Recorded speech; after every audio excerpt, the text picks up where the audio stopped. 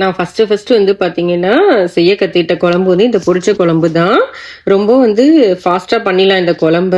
Taste வந்து பாத்தீங்கன்னா சாதத்துல போட்டு பிசைஞ்சு சாப்பிட்டா செமையா இருக்கும். வாங்க எப்படி பண்றதுன்னு பார்க்கலாம்.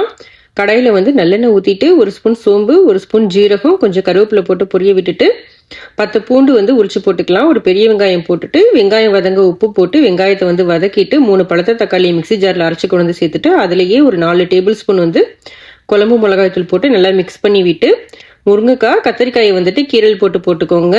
இந்த காயை வந்து இந்த மசாலாவோட சேர்த்து வதக்கிக்கலாம். வதக்கிட்டு நல்லா ஒரு 1/2 மூடி தேங்காய், 2 சின்ன வெங்காயம், 1 ஸ்பூன் சோம்பு, 1 ஸ்பூன் வந்து ஜீரகம் இதை வந்து அரைச்சி கொண்டு வந்து இதில் வந்து சேர்த்துடலாம்.